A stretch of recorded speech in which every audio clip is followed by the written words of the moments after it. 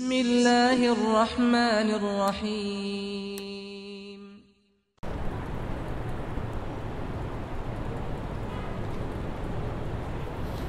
السلام عليكم ورحمة الله وبركاته. بسم الله الرحمن الرحيم. الحمد لله نحمده ونستعينه ونستغفره ونؤمن به ونتوكل عليه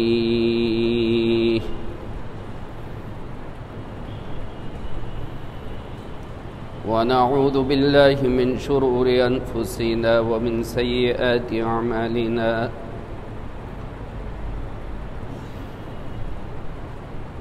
من يهده الله فلا مضل له ومن يضلله فلا هادي له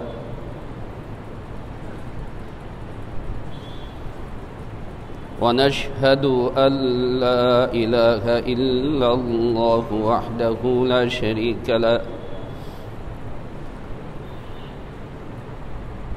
ونشهد أن سيدنا ونبينا وشفيعنا وحبيبنا ومولانا محمدا عبده ورسوله صلى الله تعالى عليه وعلى آله وأصحابه أجمعين.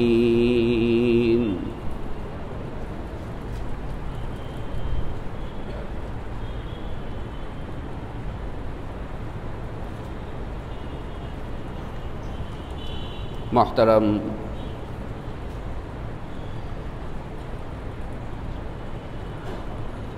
আমার প্রাণ প্রিয় মুসলিয়ানি কেরাম,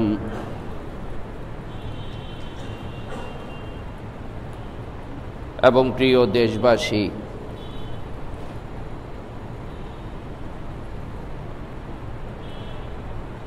আল্লাহ রাব্বুল আলামিনের মেহেরবানি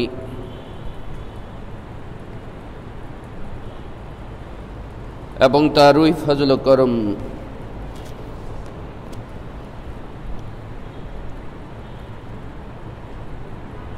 তিনি মেহেরবানি করে আমাদেরকে তৌফিক দান করেছেন বলেই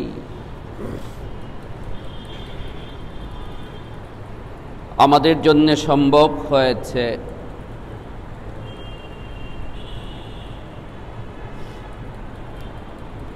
জুমার নামাজ আদায় করার জন্য আমরা মসজিদে হাজির হতে পেরেছি। সকলে বলি আলহামদুলিল্লাহ।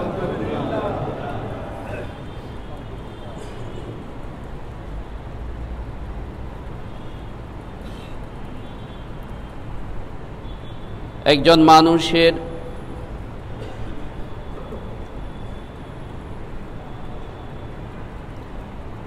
তার নিজের উপরে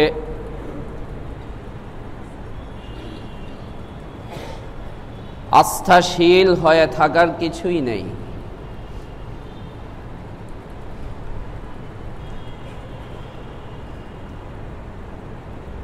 মানুষ নিজে প্রতিনিয়ত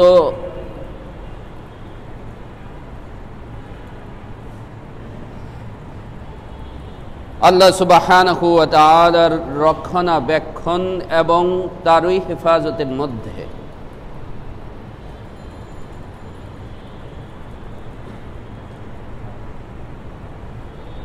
আল্লাহ সুবহানাহু ওয়া তাআলার ফয়সালা যখন আসবে বা চলে আসে,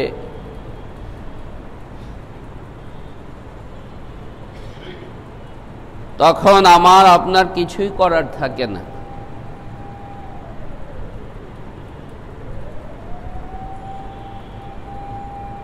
তাই একজন বান্দার ঈমানের পরিপূর্ণতা এটাই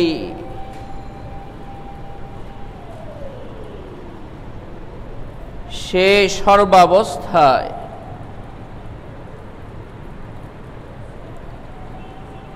নিজেকে আল্লাহ তাআলার ফয়সালার সামনে সমর্পিত করে রাখা।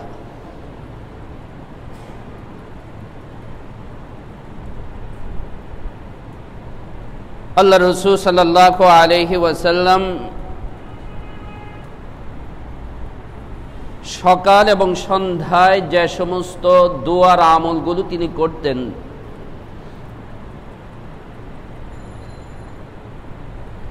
এর মধ্যে একটা দোয়া এটাও আছে, তিনি সকালে সন্ধ্যায় বলতেন, রাদিতু বিল্লাহি রাব্বান ওয়া বিল ইসলামি দীনান ওয়া বিমুহাম্মাদিন নাবিয়্যান ওয়া রাসূলা। রাদিতু বিল্লাহি রাব্বান ওয়া বিল ইসলামি দীনান ওয়া বিমুহাম্মাদিন নাবিয়্যান ওয়া রাসূলা।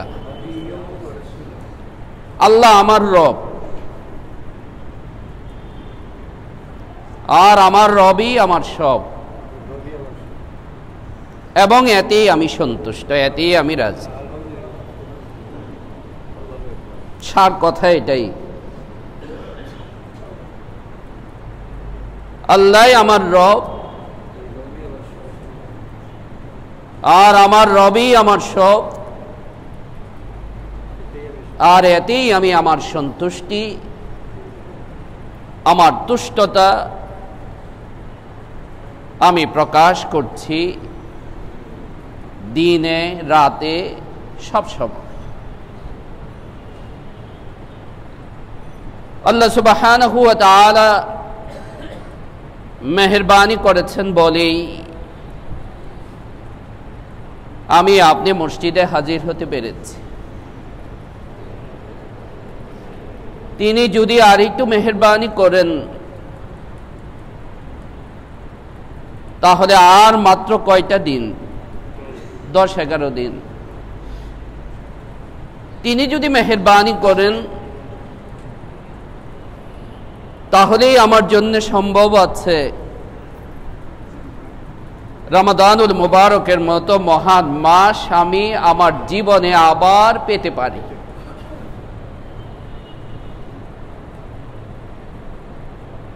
আর আল্লাহ সুবহানাহু ওয়া তাআলা যদি ফয়সালা না করেন, তিনি যদি আমাকে তৌফিক দান না করেন এবং মেহেরবানি না করেন, তাহলে আমি আমার শক্তি দিয়ে, আমি আমার কলা কৌশল দিয়ে, আমি আমার টেকনোলজি দিয়ে, বুদ্ধি দিয়ে রমজানকে পাওয়া, রমজানের ফুয়ুজ ও বারাকাতকে পাওয়া, রমজানের আনওয়ার, বারাকাত, জ্যোতি, তাজাল্লিয়াত আমার শক্তি দিয়ে সম্ভব না। তাই প্রতি মুহূর্তে, প্রতিনিয়ত আমার অন্তরে যেন এই কথাটাই ধ্বনিত, প্রতিধ্বনিত হয়, আমার অন্তরে যেন এই কথাটাই অনুরণিত হয়, রাদিতু বিল্লাহি রাব্বান ওয়া বিল ইসলামি দীনান ওয়া বিমুহাম্মাদিন নাবিয়্যান ওয়া রাসূলা। আল্লাহই আমার সব, আল্লাহই আমার সব, আমার সুখে, আমার দুঃখে, আমার সচ্ছলতা, আমার অসচ্ছলতা, আমার মুসিবতে, আমার সুখ শান্তিতে, তার সীমারেখার বাইরে যাওয়ার কোনো শক্তি আমার নাই। একজন মানুষের জীবনে রমাদানকে পাওয়া এ অনেক বড় সুযোগের ব্যাপার, অনেক বড় সৌভাগ্যের ব্যাপার। এবং রমজান মাস হচ্ছে মৌলিকভাবে নিজেকে গঠন করার মাস, নিজেকে বানানোর মাস, নিজেকে পরিশুদ্ধ করার মাস। রমজান পাইল, নিজেকে তৈরি করতে পারল না। রমজান পাইল, নিজেকে গঠন করতে পারল না। রমজান পাইল, আল্লাহকে পাইল না। এর চাইতে দুর্ভাগা মাহরুম, বঞ্চিত, আল্লাহ রাসূল সাল্লাল্লাহু আলাইহি সাল্লামের শব্দ এগুলি। এর চাইতে বঞ্চিত, দুর্ভাগা আর কোনো ব্যক্তি হতে পারে না, যে এত বড় সুযোগ পাওয়ার পরেও নিজেকে সে তৈরি করতে পারল না, নিজেকে সে গঠন করতে পারল না। আমার অবস্থা, আমার জ্ঞানের অবস্থা, আমার এলেমের অবস্থা, আমার শক্তি, আমার সামর্থ্য, আমার পাওয়া এত সীমিত যে তখন বোঝা যায় যখন আল্লাহর ফয়সালা চলে আসে, যে আমি যে কতটা অসহায়, আমার আর কিছুই করার থাকে না। নিজেকে আল্লাহর সামনে, আল্লাহ সুবহানাহু ওয়া তাআলার ফয়সালার সামনে সমর্পণ করে দেওয়া ছাড়া। প্রিয় মুসলিয়ানে কেরাম, আজ মৌলিকভাবে আগে থেকেই সিদ্ধান্ত প্রস্তুতি, রমাদানুল মুবারকের যে বিশেষ আমলগুলো আছে এবং যে আমলগুলোর মধ্যে বিশেষভাবে আমরা আমাদের এই প্রিয় মসজিদের পরিচালনা যে আমলগুলো আমরা করে থাকি, যে আমলগুলো আমরা পরিচালনা করে থাকি, সেগুলো সম্পর্কে বিশেষভাবে আলোচনা করা। কিন্তু গতকাল রাতে অগ্নিকাণ্ডের যে হৃদয় বিদারক ঘটনা, অত্যন্ত মর্মস্পর্শী ঘটনা, এবং আমার জীবনে এই প্রথম চোখের সামনে দেখা। আমি তখন আসি, আমি মাদ্রাসা থেকে তখন 10:45 দিকে। এর আগে সরাসরি আমি এভাবে কখনো কোনো চিত্র দেখিনি, যে কতটা ভয়ঙ্কর হতে পারে। পুরা লালে লাল দেখা যাচ্ছিল, পুরা জায়গাটা লাল হয়ে আছে আগুনের রঙে। 1 ঘন্টা আগেও লোকগুলি জানতো না তাদের কপালে, তাদের তকদিরে কি ভয়াবহ ঘটনা অপেক্ষা করছে।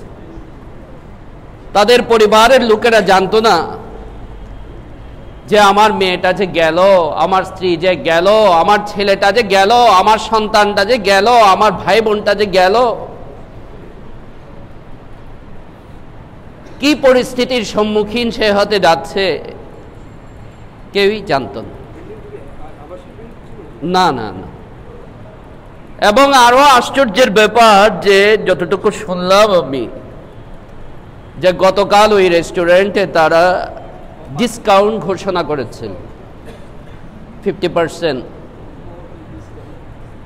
এতে আরো বেশি, আজকাল ছেলে মেয়েদের যা হয়, রেস্টুরেন্টে না খাইলে চলে না, তৃপ্তি হয় না, তো আরো বেশি ভিড় ছিল। যাই হোক, যারা এবং যাদের উপর আল্লাহ তাআলার ফয়সালা চলে আসছে, নাজিল হয়েছে, রাসূল পাক সাল্লাল্লাহু আলাইহি ওয়াসাল্লামের ভাষায় নিঃসন্দেহে তারা শাহাদাতের মর্যাদা লাভ করবে, তারা শহীদ। সহিহ বুখারী শরীফের হাদিসে বর্ণিত, আল্লাহ রাসূল সাল্লাল্লাহু আলাইহি ওয়াসাল্লাম সাহাবায়ে কেরামকে একবার জিজ্ঞাসা করলেন, মা তাউদ্দুনা ফীকুম আশ-শাহীদ, শহীদ বলতে তোমরা কাকে বুঝো? সাহাবায়ে কেরামকে জিজ্ঞাসা করলেন আল্লাহ রাসূল, তোমরা শহীদ বলতে কাকে বুঝো? সাহাবায়ে কেরাম রাদিয়াল্লাহু তাআলা আনহুম বললেন, আশ-শাহীদু ফীনা মান কুতিলা ফী সাবিলিল্লাহ, যে আল্লাহর রাস্তায় যুদ্ধ করে, লড়াই করে যে মারা যায় সে শহীদ, আমরা তো তাকে শহীদ বুঝি। তখন আল্লাহ রাসূল সাল্লাল্লাহু আলাইহি ওয়াসাল্লাম বললেন, তোমাদের এই সংজ্ঞা হিসাবে, পরিচয় হিসাবে তো আমার উম্মতের শহীদের সংখ্যা অনেক কমে যাবে, আমার উম্মতের শহীদের সংখ্যা অনেক কমে যাবে। এরপর আল্লাহ রাসূল সাল্লাল্লাহু আলাইহি ওয়াসাল্লাম একটা একটা করে বললেন যে শুনে রাখো, আল হারিক শহীদ, আল গরিক শহীদ, যে ব্যক্তি আগুনে পুড়ে মারা যায় সে শাহাদাতের মর্যাদা লাভ করে, যে পানিতে ডুবে মারা যায় যে সে শাহাদাতের মর্যাদা লাভ করে, ওয়াল মাতউনু শহীদ, যে কোনো মহামারীতে মারা যায় সে শাহাদাতের মর্যাদা লাভ করে, যে কোনো ধসে, পাহাড়, বিল্ডিং, বাড়ি ধসে যে মারা যায়, হাদম, সেও শাহাদাতের মর্যাদা লাভ করে। আমরা আল্লাহ তাআলার কাছে বিশেষভাবে দোয়া করি, আল্লাহ রাসূল সাল্লাল্লাহু আলাইহি ওয়াসাল্লামের যে সুসংবাদ আমরা শুনতে পেলাম, বিশেষভাবে আমরা আল্লাহ তাআলার কাছে দোয়া করি, কারণ আমাদের এই মহল্লার এবং আমার আত্মীয় স্বজন আমাকে ফোন দিয়েছেন যে তোমার এই তো এলাকাতে কি অবস্থা। তো আমি রাত্র থেকেই মনের ভিতরে একটা শঙ্কা, একটা ভয় কাজ করছিল যে না জানি কখন আবার শুনতে হয় আমার অমুক মুসল্লির, যেহেতু এই এলাকাতেই। এবং সকালে বাস্তবে তাই হলো, আমাদেরই এক মুসল্লির, ইস্টার্ন সার্কিট নিবাসী, সার্কিট হাউস রোডের ইস্টার্ন সার্কিট, মা এবং মেয়ে একসঙ্গে। মা বেকারুন্নেসের টিচার ছিলেন, আর মেয়েও বাচ্চা মেয়ে, 23 বছর বয়স, যতটুকু শুনেছি ডাক্তারি পড়তেন বা স্টুডেন্ট, ডাক্তারি পড়তেন, ব্রাক ইউনিভার্সিটিতে পড়তেন। যাই হোক, এবং ইনশাআল্লাহ জুমার নামাজের পরে আমার জীবনের প্রথম অভিজ্ঞতা এটা। কত শত শত জানাজা পড়িয়েছি, কিন্তু কখনো এই অভিজ্ঞতা আমার হয়নি যে আমার চোখের সামনে, আমার বুকের সামনে একই ফ্যামিলির মা এবং মেয়ে পাশাপাশি, আর তাদের জানাজা আমাকে পড়াতে হবে। আজকে সেটাই হবে। আমরা বিশেষভাবে আরো দোয়া করি যারা আহত হয়ে আছেন, হাসপাতালে চিকিৎসাধীন আছেন, আল্লাহ সুবহানাহু ওয়া তাআলা যেন তাদেরকে শিফায়ে কামিলা আজিলা, যত তাড়াতাড়ি সম্ভব পরিপূর্ণ সুস্থতা আল্লাহ তাআলা তাদেরকে দান করেন। আমরা আল্লাহ তাআলার মহান দরবারে বিশেষভাবে আরো দোয়া করি, আল্লাহ তাআলা যেন আমাদেরকে, আমাদের পরিবারের লোকদেরকে, আমাদের মহল্লাবাসীকে, আমাদের দেশবাসীকে এই ধরনের ঘটনা থেকে, দুর্ঘটনা থেকে আল্লাহ সুবহানাহু ওয়া তাআলা যেন আমাদেরকে হেফাজত করেন। দ্বিতীয় নম্বর আমার কথা হচ্ছে এই প্রসঙ্গে, রাসূল পাক সাল্লাল্লাহু আলাইহি ওয়াসাল্লাম মুমিনের জিন্দেগিতে দুআকে দুর্গ হিসাবে তিনি আখ্যা দিয়েছেন। দুআ মুমিনের জন্য কি দুর্গ, হিসনুল মুমিন।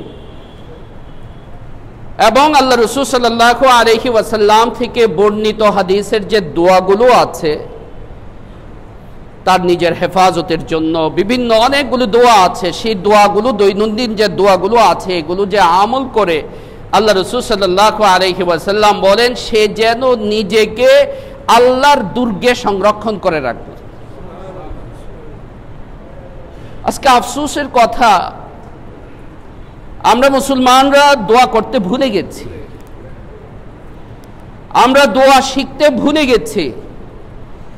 আমরা মুরব্বীরা যারা, তারা হয়তো আমাদের মা বাবার উসিলায়, সেই মক্তবের শিক্ষকের উসিলায় ছোট সময় কিছু দোয়া হয়তো শিখেছিলাম, কিন্তু আমাদের সন্তানদের অবস্থা এরকম হয়ে যাচ্ছে যে দুনিয়ার পড়াশোনা, স্কুল ইত্যাদি নিয়ে, কোচিং, এত ব্যস্ত যে আপনি জিজ্ঞেস করে দেখেন কমন যে দোয়া আছে রাব্বানা আতিনা ফিদ দুনিয়া হাসানা ওয়া ফিল আখিরাতি হাসানা, খুব কম মুসলমানই পাওয়া যাবে এই দোয়াটা না পারে, কমন একটা দোয়া না, কিন্তু জিজ্ঞাসা করে দেখবেন এই দোয়াটাই পারেন না।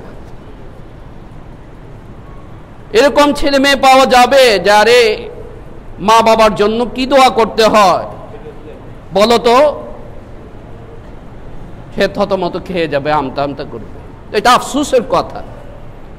অথচ আল্লাহ রাসূল সাল্লাল্লাহু আলাইহি ওয়াসাল্লামের দুয়ার কি বরকত এবং দুয়ার কি আসর, প্রভাব, অ্যাকশন।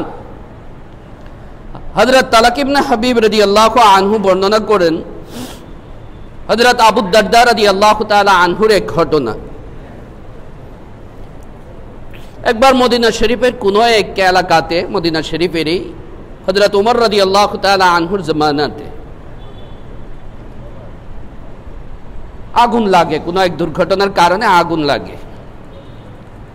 হযরত আবু দারদা রাদিয়াল্লাহু তাআলা আনহু ছিলেন রাসূল পাক সাল্লাল্লাহু আলাইহি ওয়াসাল্লামের একজন প্রসিদ্ধ, এবং ওনাকে বলা হয়তো হাকিম হাযিহিল উম্মাহ, এই উম্মতের মহাজ্ঞানী সাহাবী।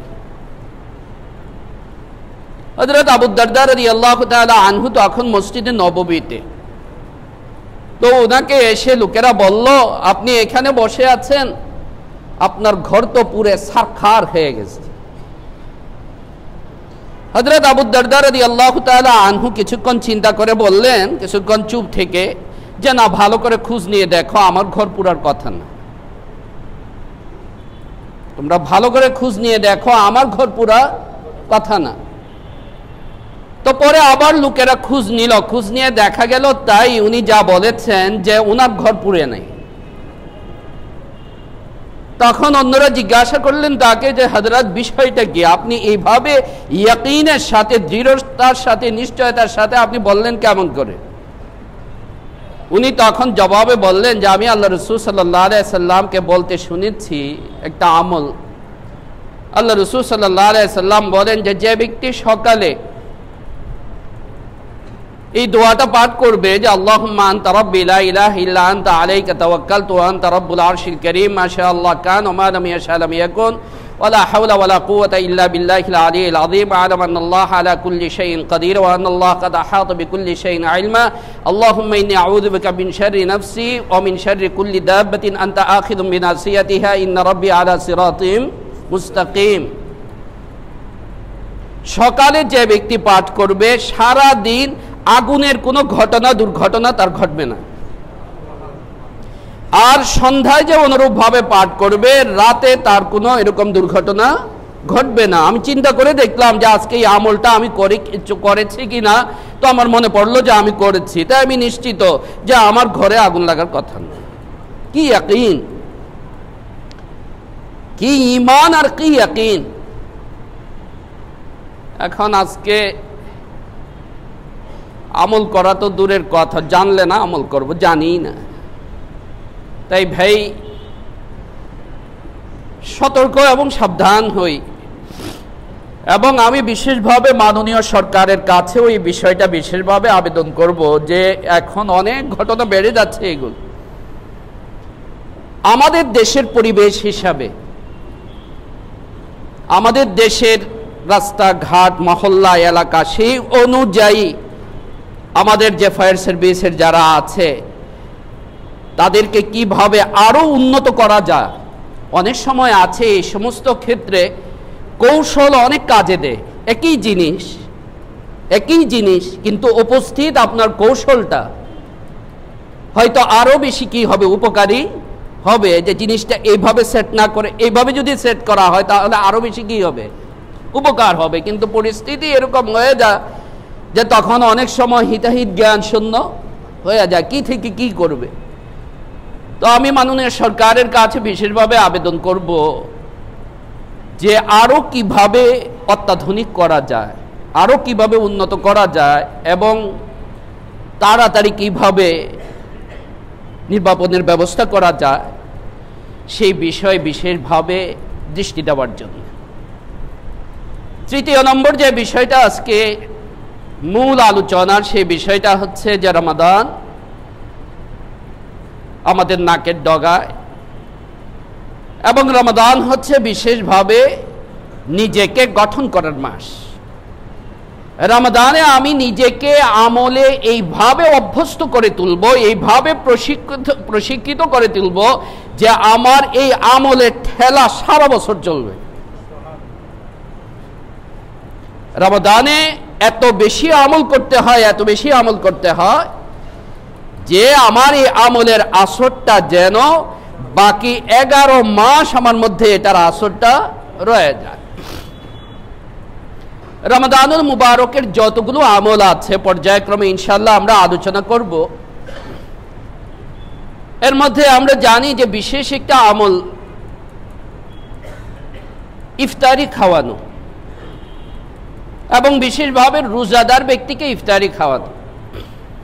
হযরত যায়েদ ইবনে খালিদ আল জুহানী রাদিয়াল্লাহু তাআলা আনহু থেকে বর্ণিত হাদিস, এবং যে হাদিস ইমাম তিরমিজি রাহমাতুল্লাহি আলাইহি তার সুনানে তিরমিজিতে, ইমাম ইবনে মাজাহ রাহমাতুল্লাহি আলাইহি তার সুনানে ইবনে মাজাহতে, ইমাম ইবনে হিব্বান রাহমাতুল্লাহি আলাইহি তার সহিহ ইবনে হিব্বানে উল্লেখ করেছেন। আল্লাহ রাসূল সাল্লাল্লাহু আলাইহি ওয়াসাল্লাম বলেন, মান ফাত্তারা সাইমান, যে ব্যক্তি কোন রোজাদার ব্যক্তিকে ইফতারি খাওয়াবে, কানা লাহু মিসলা আজরিহি, সে অনুরূপ একটা রোজার সওয়াব সে হাসিল করবে। রোজা রাখলাম একটা, পাবো সওয়াব কয়টা? 2টা, কেবল আরেকজনকে কি করার কারণে? ইফতারি খাওয়ানোর কারণে। সাহাবায়ে কেরাম রাদিয়াল্লাহু তাআলা আনহুমের অবস্থা বড় অসচ্ছল, তখন সচ্ছল না, নিজেই ইফতারি খাইতে পার না, আবার আরেকজনকে কি ইফতারি খাওয়াবেন? তখন কোন সাহাবী জিজ্ঞাসা করলেন, ইয়া রাসূলুল্লাহ, লাইসা কুল্লু মিন্না মা ইউফাত্তিরু সাইম, আমাদের সবার তো আর অ্যাবিলিটি এরকম না যে সে অন্যজনকে কি খাওয়াইতে পারে? ইফতারি খাওয়াইতে পারে। তখন আল্লাহ রাসূল সাল্লাল্লাহু আলাইহি ওয়াসাল্লাম আরো ব্যাপকতা করে দিলেন আমাদের জন্য। আল্লাহ রাসূল সাল্লাল্লাহু আলাইহি সাল্লাম বললেন যে, শুনে রাখো, কোন ব্যক্তি যদি কোন রোজাদার ব্যক্তিকে এক ডুব পানি পান করায়, তাও সে এটার সওয়াব পাবে। মনে রাখবেন,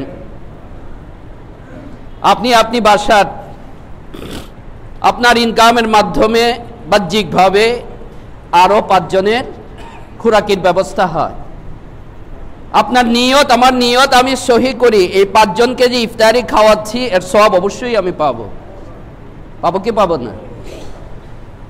আরো একটা সুন্নত মনে রাখেন, ইফতারি নিয়ে যখন সবাই একসঙ্গে বসবেন তখন তো পেটে খিদার চাহিদা থাকে না, বিশেষ করে পানি খাওয়ার চাহিদা, তো পানি পানের অনেক বেশি চাহিদা থাকে। অন্য কারো কথা মনে থাকে? তখন মনে থাকে না। কিন্তু মনে রাখতে হবে, আপনি নিজে প্রথম গ্রহণ না করে আপনি খেজুরটা আপনার পাশে যিনি আছে, আপনার পরিবারের কেউ হোক বা আপনি অন্য কোনো জায়গায় ইফতারি করতেছেন, আপনি তাকে কি করেন? দেন। আপনার দেওয়া খেজুরটার মাধ্যমে তিনি ইফতারি করলে আপনি কৌশলে সওয়াব পেয়ে গেলেন। সহজ জিনিস এটা। 3 নম্বর, একসাথে যখন ইফতারির ব্যবস্থা হয়, আমার একার জন্য কখনো সম্ভব না আমি 10 জন লোককে, 1000 লোককে, 2000 লোককে আমি ইফতারি খাওয়ানো। আমার একার জন্য এটা কি নয়, সম্ভব নয়। কিন্তু কোথাও যদি এরকম ব্যবস্থা থাকে যেটাকে ইজতেমাই ইফতারি বলে, যে একসঙ্গে অনেক লোক এখানে কি করে ইফতারি করে, সেখানে যদি আমি সামান্য শরীকও থাকি, যে আমি 100 টাকা দিয়ে শরীক রইলাম, 500 টাকা দিয়ে শরীক রইলাম, আমার এই 500 টাকা সেই 500 জনের ইফতারিতে কি হচ্ছে? খরচ হচ্ছে। এই 500 টাকা দিয়ে 500 জনের রোজার সওয়াব ইনশাআল্লাহ আমার আমলের মধ্যে চলে আসবে। এটা হচ্ছে ইজতিমাই যখন হয়, একসাথে যখন হয়, এটার ফজিলত। আমরা সবাই জানি যে এমনি আলাদা খাওয়া এটার অনুমতি আছে, কিন্তু একসাথে খাইলে সওয়াব বেশি কি বেশি না? একসাথে খাইলে সওয়াব বেশি। এবং আম্মা জান আয়েশা রাদিয়াল্লাহু তাআলা আনহা বলতেন যে বান্দার ওই খাবার, যে খাবারটা সে অন্যকে নিয়ে খায়, এই খাবারের হিসাব তাকে আল্লাহর কাছে দিতে হবে না। আর যে খাবার সে একাকী খায়, এটার হিসাব আল্লাহ তাআলার কাছে দিতে হবে। মুশকিল না? হিসাব দেওয়া মুশকিল কি মুশকিল না? তাই হযরত আব্দুল্লাহ ইবনে ওমর রাদিয়াল্লাহু তাআলা আনহু জীবনে কখনো কোনো সময় উনি একা খাইতেন না, খাদেমকে পাঠাইতেন, দাঁড়ায় থাকো রাস্তা, দেখো কাউকে অনুরোধ করে আনা যায় কিনা। এবং একদিন ঘটনা এরকম ঘটলো যে ইফতারির পরিমাণ এত অল্প যে খাদেমে চিন্তা করলো যে যদি আবার এখন আরেকজনকে নিয়ে আসি তাহলে তো উনারই ইফতারি হবে না। তাই সে ইচ্ছা করে ভালো করে তালাশ খুঁজ না করে সে এসে বলল যে শেখ পাই নেই কাউকে। সেদিন তিনি কেঁদে দিলেন আফসোস করে, আর ইফতারি গ্রহণ করলেন না, উঠে নামাজে চলে গেলেন। ইফতারি যা তার জন্য পরিবেশন করা হয়েছিল সেটা গ্রহণ করে পরে সে মাপ চাইছে যে হযরত আমি তো এটা আপনি খাওয়ার জন্য করেছি। তাই রোজাদার ব্যক্তির জন্য এই জিনিসটা, এই আমলটা খেয়াল রাখবেন যে একসঙ্গে যখন ইফতারি হবে বা একসঙ্গে ইফতারির মধ্যে যখন শরীক থাকবেন তখন অল্প খরচে অল্প ইনভেস্টে আপনার কি হয়ে যাবে, অনেক বেশি লাভ হয়ে যাবে। আলহামদুলিল্লাহ আলহামদুলিল্লাহ আমাদের এই সার্কিট হাউস জামে মসজিদে অনেক বছর যাবত এই ইজতেমাই ইফতারির ব্যবস্থা হয়ে থাকে এবং আমি অনেক সময় নিজেও শরীক হই, নিজেও থাকি। মাঝে মাঝে তো 500-র উপরে 600-700 লোক হয়ে যায়। এত নুরানি পরিবেশ থাকে যে না আসছে সে বুঝতে পারবে না যে নূর চমকাইতে থাকে এরকম একটা সুন্দর পরিবেশ ইফতারির আগে দেখা যায় থাকে। তো যেহেতু রমজান চলে আসতেছে, ইনশাআল্লাহ এবছরও আপনারা এই আমলটা চালু রাখবেন কি রাখবেন না ইনশাআল্লাহ? তাহলে কি ব্যবস্থা করতে বলবো মুয়াজ্জিন সাহেবকে, কমিটিকে ব্যবস্থা করতে বলবো, না আপনারা শরীক থাকবেন না এবার? ইনশাআল্লাহ ইনশাআল্লাহ। এক বাচ্চা ছেলে তার বাবার সাথে শরীক হইল এখানে ইফতারিতে, শরীক হয়ে পরে সে তার মার কাছে যে রিপোর্ট করছে যে আম্মা মসজিদের ইফতারি তো বাসার চাইতেও আরো বেশি মজা এবং এত আইটেম, তুমিও এত আইটেম রাখো না। একদিন আমি নিজে একটু খেয়াল করেছি, আলহামদুলিল্লাহ আলহামদুলিল্লাহ ওই দিন 14 প্রকারের আইটেম ছিল, 14 ধরনের। আল্লাহ ব্যবস্থা করে দেন। কিন্তু আমি যখন এটার মধ্যে শরীক থাকবো তো আমার এই অংশটা এই 14টা আইটেমের মধ্যে আছে, আমার এই অংশটা এই 500 লোকের মধ্যে আছে। আল্লাহ সুবহানাহু ওয়া তাআলা দিতে চান, দেওয়ার জন্য তিনি প্রস্তুত, তিনি তো সুযোগ দিয়ে রেখেছেন, কিন্তু বান্দার কাজ হইল সেই সুযোগটাকে কি করা, গ্রহণ করা। তো ইনশাআল্লাহ আমরা তো সবসময়ই এখানে শরীক থাকবো, রমজানে তো আরো বেশি শরীক হব। আজকে থেকেই ইনশাআল্লাহ আমাদের ব্যবস্থা বক্স দেওয়া আছে, লেখা আছে, সেখানে দেখে নেবেন। এ ব্যাপারে আমরা আজকেই কি করে ফেলি, উদ্বোধন করে ফেলি। আজকেই শেষ না, আজকে আমাদের কি হইল, শুরু হইল। ইনশাআল্লাহ এটা একদম রমজানের শেষ দিন পর্যন্ত আমাদের চলতে থাকবে। আল্লাহ সুবহানাহু ওয়া তাআলা আমাদের সকলকে তৌফিক দান করুন। মেরে ভাইও, মেরে মুহতারাম মুসলিয়ানে কেরাম, প্রিয় মুসলিনে কেরাম, আমি আবারও অত্যন্ত দুঃখের সাথে মর্মাহত হৃদয়ে ঘোষণা করছি যে ইনশাআল্লাহ নামাজের পর, জুমার নামাজের পর, দোয়ার পর আমাদের এই এলাকারই ইস্টার্ন সার্কিট নিবাসী জনাব HM গুলাম মহিউদ্দিনের স্ত্রী লুৎফুন্নাহার করিম, যিনি বিকারুন্নেসা স্কুলের টিচার ছিলেন, এবং তার মেয়ে জান্নাত ইন্তাজিরি, মা এবং মেয়ে গতকাল ওই বেলি রোডের ঘটনায় তারা শাহাদাত বরণ করেছেন। ইনশাআল্লাহ তাদের জানাজা হবে। আমরা ইনশাআল্লাহ দোয়ার পরে আর কোনো সুন্নত নফলের নিয়ত করব না, জানাজার পরে সুন্নত নফল পড়ব। আর আল্লাহ তাআলার কাছে দোয়া করি আল্লাহ তাআলা যেন তাদের যে পরিবার আছে, পরিবারের যারা আছে তাদেরকে ধৈর্য ধারণ করার তৌফিক দান করেন, এবং যারা আহত অবস্থায় হাসপাতালে আছেন আল্লাহ তাআলা যেন তাদেরকে সুস্থতা, আরোগ্য, শিফায়ে কামিলা আজিলা দান করেন। আমাদেরকে, আমাদের দেশের মানুষকে এই ধরনের সব ধরনের দুর্ঘটনা থেকে আল্লাহ তাআলা হেফাজত করেন। আমিন ওয়া আখিরু দাওয়ানা আলহামদুলিল্লাহি রাব্বিল আলামিন।